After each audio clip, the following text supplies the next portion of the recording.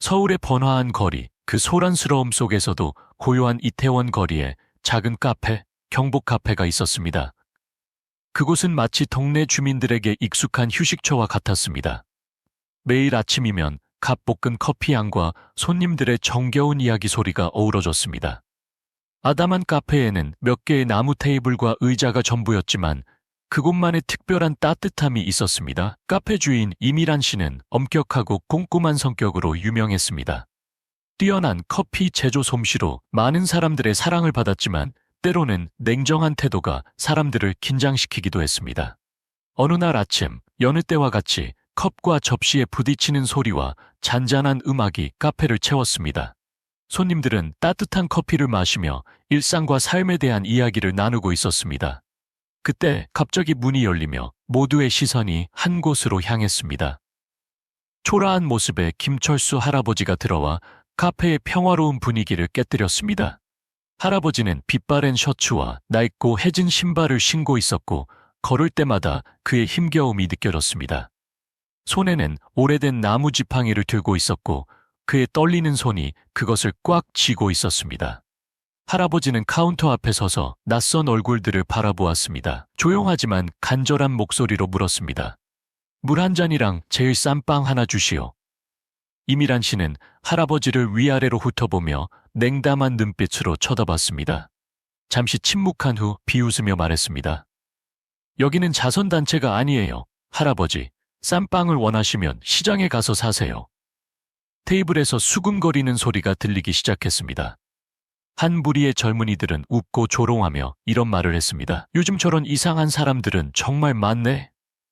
김철수 할아버지는 고개를 숙이고 눈에는 눈물이 고였습니다.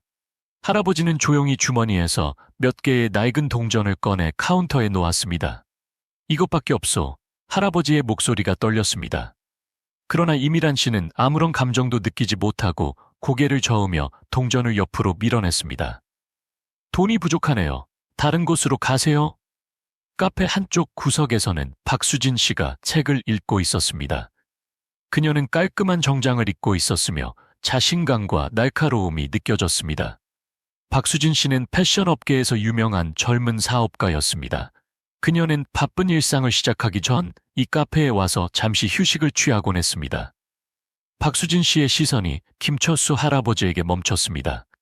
그녀는 할아버지의 모습에서 눈을 뗄 수 없었습니다. 하지만 그녀의 시선을 사로잡은 것은 할아버지의 손목에 있는 낡은 시계였습니다. 평범한 시계가 아니었습니다. 시계면에 새겨진 섬세한 선과 작은 그림들은 마치 그녀의 기억 속 무언가를 떠올리게 했습니다. 박수진 씨는 자리에서 일어나 카운터로 걸어갔습니다. 그녀는 지갑에서 돈을 꺼내 모두를 놀라게 하며 테이블에 놓았습니다. 제가 대신 계산하겠습니다. 박수진 씨의 목소리는 단호했습니다. 이미란 씨는 갑자기 나타난 단골 손님을 보고 당황했습니다. 그러나 박수진 씨의 차가운 눈빛에 압도되어 곧바로 머뭇거렸습니다. 여기는 사람을 대접하는 카페인가요? 아니면 당신이 마음에 드는 사람만 대접하는 곳인가요? 박수진 씨는 침착하지만 권위 있는 목소리로 물었습니다. 카페 안 분위기는 갑자기 침울해졌습니다. 이미란 씨는 조용히 돈을 받았고 아무 말도 할 수 없었습니다. 박수진 씨는 부드러운 미소를 지으며 할아버지에게 말했습니다. 제 테이블에 같이 앉아서 아침 식사하시죠. 괜찮으시죠? 김철수 할아버지는 깜짝 놀라 감격에 찬 눈으로 쳐다봤습니다. 잠시 머뭇거리다가 고개를 끄덕였습니다. 두 사람이 테이블에 앉자 박수진 씨는 종업원을 불러 할아버지에게 빵과 따뜻한 커피를 더 가져다 주라고 했습니다. 김철수 할아버지는 당황한 듯 손을 떠며 나무 지팡이를 옆에 내려놓았습니다. 박수진 씨는 할아버지의 손목에 있는 낡은 시계를 자세히 보았고 그 친숙함에 마음이 무거워졌습니다. 할아버지 시계가 참 특별하네요. 박수진 씨는 조용히 말했습니다. 누가 선물해 주신 건가요? 김철수 할아버지는 미소 지었지만 그 미소에는 회한이 담겨 있었습니다. 내 아들 유품이야. 아들 재환이가 죽기 전에 나에게 이 시계를 줬었지. 그 말은 박수진 씨의 생각을 가로지르는 칼날 같았습니다. 재환이라는 이름은 그녀가 수년 동안 잊으려 했던 기억을 떠올리게 했습니다. 박수진 씨는 눈을 크게 뜨고 떨리는 목소리로 물었습니다. 혹시 그분 성함이 최재환 씨인가요? 김철수 할아버지는 놀라며 박수진 씨의 얼굴을 바라보았습니다. 당신, 내 아들을 아시오? 박수진 씨는 고개를 숙이고 눈물을 흘렸습니다. 저는 그분을 알 뿐만 아니라 그분을 사랑했었습니다. 박수진 씨의 고백에 김철수 할아버지는 말을 잇지 못했습니다. 잠시 침묵이 흐른 후 할아버지는 이야기를 시작했습니다. 재환이는 내 인생에서 가장 자랑스러운 아들이었지. 똑똑하고 재능이 있었지만 그 마음이 정말 따뜻했어. 나는 그 애가 사랑하는 여자를 이야기할 때 그 애의 눈빛을 절대 잊을 수 없어. 하지만 세상은 쉽지 않더군. 할아버지는 말을 멈췄습니다. 마치 다음 이야기가 너무 고통스러워서 말할 수 없는 듯 했습니다. 박수진 씨는 할아버지의 손을 살며시 잡았습니다. 제게 이야기해 주시겠어요? 모든 것을 알고 싶어요. 김철수 할아버지는 고개를 끄덕이며 먼 곳을 바라봤습니다. 그는 최재환 씨가 젊고 재능 있는 청년이었으며 일에서 많은 성과를 이루었다고 이야기했습니다. 하지만 할아버지가 가장 자랑스러워한 것은 재환 씨의 업적이 아니라 아들의 따뜻한 마음이었습니다. 재환이는 당신을 정말 많이 사랑했지? 김철수 할아버지는 슬픈 목소리로 말했습니다. 하지만 우리 가족, 특히 재환이, 엄마는 당신을 받아들이지 않았어. 그 여자는 재환이가 더 좋은 집안의 여자와 만나야 한다고 생각했지. 박수진 씨는 주먹을 꽉 쥐고 눈물을 흘렸습니다. 알아요. 그녀는 속삭였습니다. 그 때문에 제가 그 사람을 떠났어요. 저는 그게 그 사람에게 더 나을 거라고 생각했어요. 김철수 할아버지는 고개를 살짝 끄덕였습니다. 당신이 떠난 후 재환이는 다른 사람이 된 것 같았어. 묻지도 않고 아무하고도 이야기하지 않았지. 그는 일에만 몰두하며 그의 엄마를 기쁘게 하려 했었지만 나는 그의 마음이 거기에 없다는 것을 알고 있었어. 할아버지는 최재환 씨가 교통사고로 죽게 된 비극적인 날에 대해 이야기했습니다. 비가 억수같이 쏟아지는 저녁, 재환 씨는 힘든 회의를 마치고 집으로 돌아가고 있었습니다. 갑작스러운 사고는 그의 목숨을 앗아갔고 가족에게는 지울 수 없는 고통을 남겼습니다. 박수진 씨는 말을 잃고 마음이 아팠습니다. 최재환 씨에 대한 기억이 마치 느린 영화처럼 되살아났습니다. 그녀는 마지막 날 그가 자신을 찾아왔던 일을 기억했습니다. 그는 그녀에게 떠나지 말아달라고 애원했지만 그녀는 거절했습니다. 떠나는 것이 재환 씨를 가족의 압박으로부터 보호하는 가장 좋은 방법이라고 믿었던 것입니다. 할아버지, 박수진 씨는 흐느끼며 말했습니다. 저는 그런 결정이 그 사람을 그렇게 아프게 했을 줄 몰랐어요. 죄송해요. 김철수 할아버지는 그녀의 손을 살며시 잡고 따뜻하지만 슬픔이 묻어있는 목소리로 말했습니다. 당신은 사과할 필요 없어. 나는 당신을 원망하는 게 아니라 나 자신을 원망해. 내 아들의 사랑을 지켜줄 만큼 강하지 못했어. 두 사람의 대화는 계속되었습니다. 그들의 모든 말은 기억의 조각들을 모아 하나의 그림을 완성하는 것 같았습니다. 박수진 씨는 최재환 씨의 죽음이 자신만의 고통이 아니라 그의 가족에게도 깊은 상처였다는 것을 깨달았습니다. 박수진 씨는 슬픔에 잠긴 김철수 할아버지와의 대화를 통해 최재환 씨의 가족을 외면할 수 없다는 것을 알게 되었습니다. 과거를 묻으려고 애썼지만 그녀가 할 수 있는 유일한 보상은 최재환 씨의 편견 가득한 어머니 임지연 씨와 마주하는 것이라고 생각했습니다. 김철수 할아버지가 들려준 임지연 씨에 대한 이야기는 계속해서 박수진 씨를 괴롭혔습니다. 그녀는 권위적이고 단호한 여성이었지만 아들을 잃은 후 마음을 닫고 분노와 원망 속에 살고 있었습니다. 박수진 씨는 스스로에게 말했습니다. 지금이 아니면 안 돼. 일주일 후 박수진 씨는 김철수 할아버지를 만났습니다. 그녀는 할아버지에게 임지연 씨를 만나게 해달라고 부탁했습니다. 처음에는 김철수 할아버지가 당황했습니다. 나는 그 여자가 당신을 받아들일지 모르겠소. 하지만 정말 시도하고 싶다면 내가 당신을 데려가겠소. 그들은 임지연 씨가 오후에 혼자 앉아있는 작은 여의도 공원으로 갔습니다. 임지연 씨는 낡은 외투를 입고 있었고 그녀의 수척한 어깨는 추위에 움츠러들어 있었습니다. 박수진 씨는 손을 꽉 쥐고 깊게 숨을 들이쉰 후 다가갔습니다. 임지연 씨는 그들을 보고 고개를 들었습니다. 남편과 함께 있는 낯선 여자를 보고 당황하는 듯했습니다. 그러나 임지연 씨의 시선이 박수진 씨에게 닿자 그녀의 표정은 즉시 냉담하고 날카롭게 변했습니다. 저 여자는 왜 여기 있어? 그녀는 갈라진 목소리로 물었지만 원망이 가득했습니다. 박수진 씨는 고개를 숙이고 조용한 목소리로 말했습니다. 죄송하다는 말씀과 이야기를 나누고 싶어서 왔습니다. 저는 모든 것이 원망으로 멈춰 있는 것을 원치 않습니다. 하지만 임지연 씨는 박수진 씨의 말을 듣지 않았습니다. 그녀는 자리에서 벌떡 일어나 박수진 씨를 가리켰습니다. 당신이 사과 한마디로 다 된다고 생각하나? 당신이 아니었다면 재환이는 절대 괴로워하지 않았을 거야. 당신은 내 아들을 빼앗아갔어. 그 말들은 칼날처럼 박수진 씨의 마음을 찔렀지만 그녀는 아무런 반응도 보이지 않았습니다.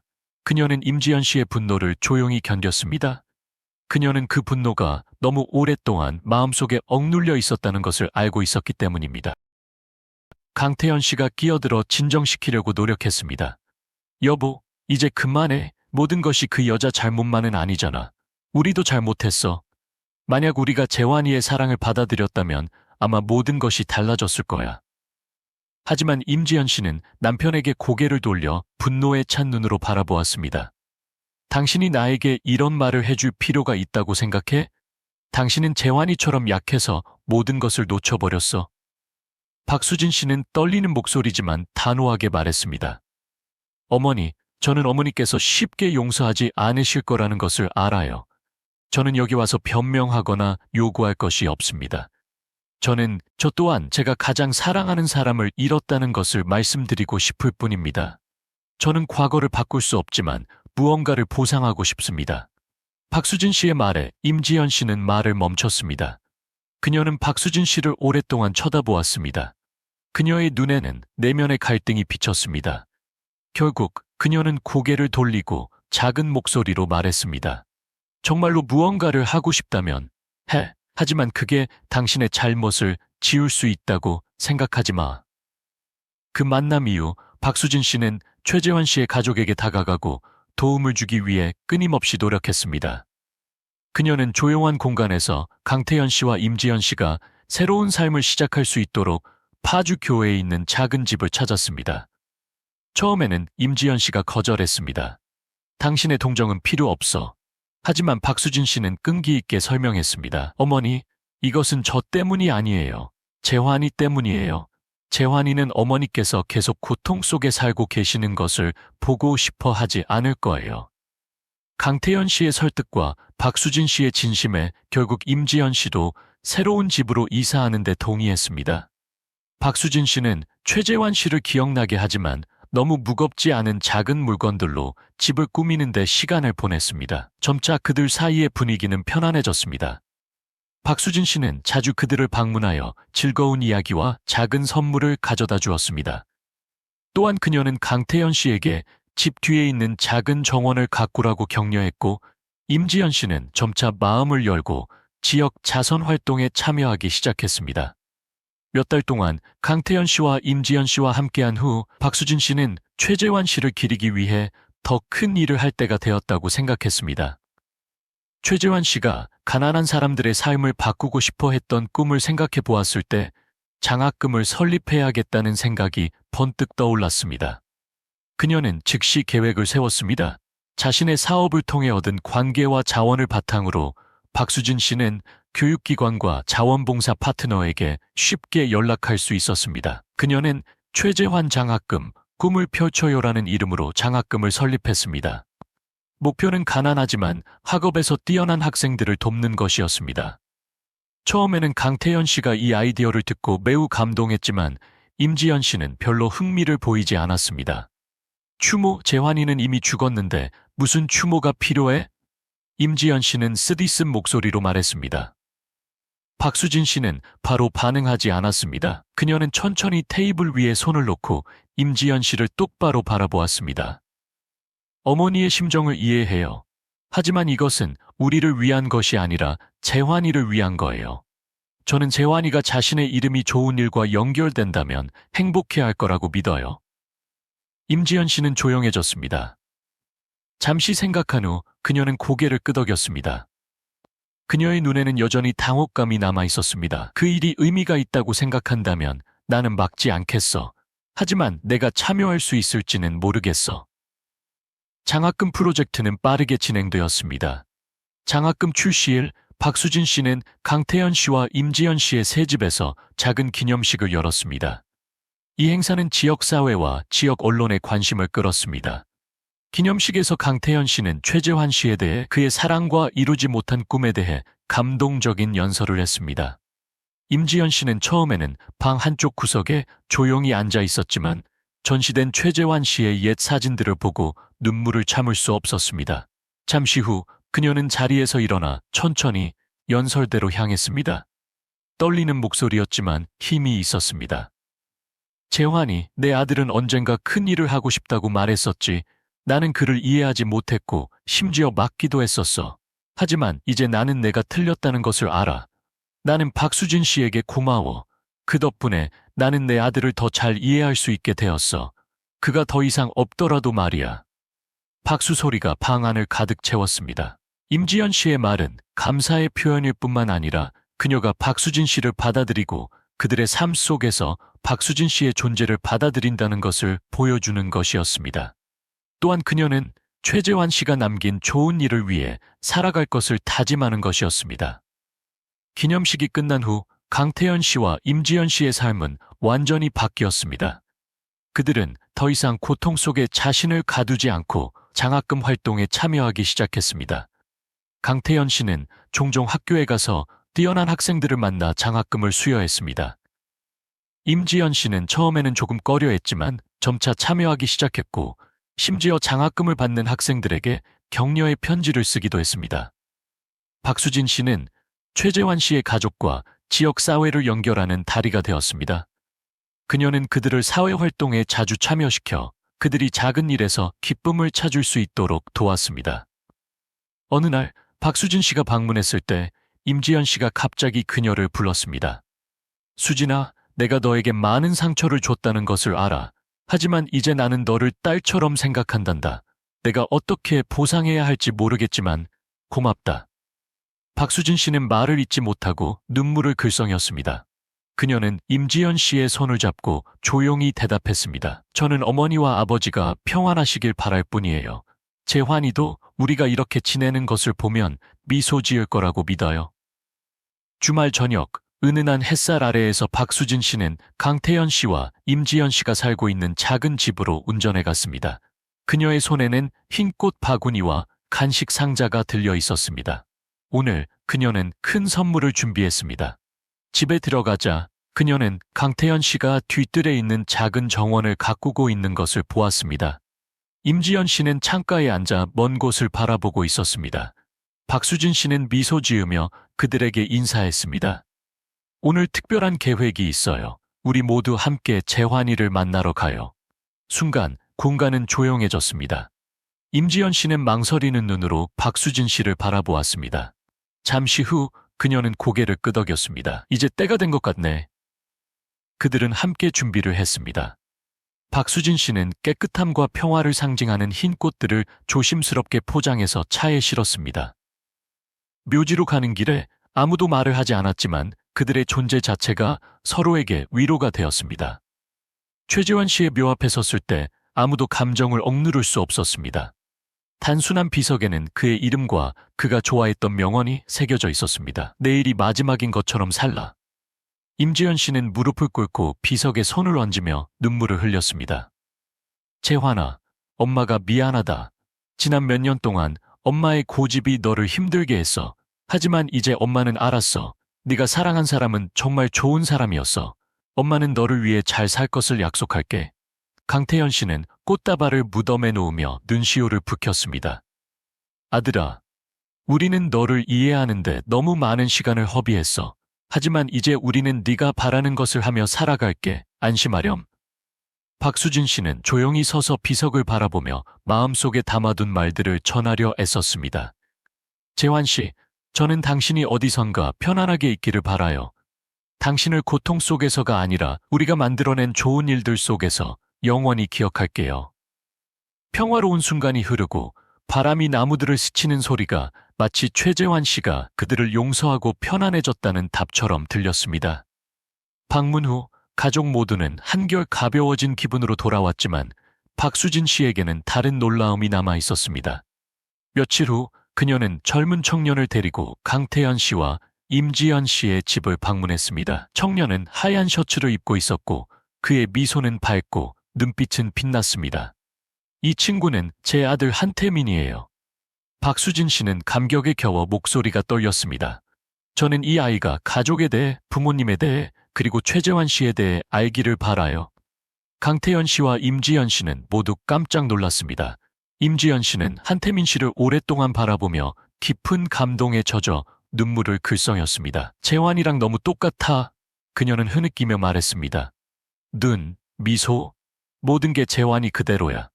한태민 씨는 고개를 숙여 인사하며 공손하게 말했습니다. 뵙게 되어 정말 기쁩니다. 어머님께서 최재환 삼촌에 대해 많이 말씀해 주셨어요. 제가 항상 어머님과 부모님을 잘 보살필 것을 약속드립니다. 그 말들은 모든 어둠을 몰아내는 빗줄기 같았습니다. 강태현 씨는 한태민 씨의 손을 잡고 미소 지으며 고개를 끄덕였습니다. 너는 우리의 새로운 희망이야. 우리는 함께 가족을 만들 거야. 그날 이후 작은 가족은 점차 평화를 되찾았습니다. 집 뒤의 정원은 임지연 씨가 매일 가꾼 화려한 꽃들로 가득 찼습니다. 강태현 씨는 책을 읽을 수 있는 작은 나무 의자를 만들었고 한태민 씨는 종종 할머니 할아버지를 도와 작은 일을 했습니다. 최재환 장학금은 점점 더 발전하여 가난하지만 어려움을 극복하려는 수백 명의 학생들에게 희망을 가져다 주었습니다. 한때 마음을 닫았던 임지연 씨는 이제 적극적으로 학생들에게 격려의 편지를 쓰고 사랑이 가득한 격려의 말을 나누었습니다. 어느 저녁, 가족 모두가 저녁 식탁에 둘러앉아 있었습니다. 강태현 씨는 웃긴 이야기를 해주었고 모두가 웃음을 터뜨렸습니다. 임지연 씨는 박수진 씨의 손을 살며시 잡았습니다. 수진아, 나는 네가 내 아들을 빼앗아간 사람이라고 생각했었어. 하지만 이제 나는 네가 이 가족을 지켜준 사람이라는 것을 알아. 고마워. 박수진 씨는 가볍게 미소 지으며 눈물을 글썽였습니다. 우리는 모두 재환 씨를 위해서 하는 거예요, 어머니. 저는 그분이 어디선가 미소 짓고 계시리라고 믿어요. 며칠 후 가족 모두는 황혼역의 작은 정원에 앉아 있었습니다. 바람이 나무를 스치며 꽃향기를 풍겼습니다. 박수진 씨는 먼 하늘을 바라보며 평화로운 감정을 느꼈습니다. 우리는 해냈어. 그녀는 속삭였습니다. 임지연 씨는 미소 지었습니다. 처음으로 그 미소에는 과거의 무거움이 없었습니다.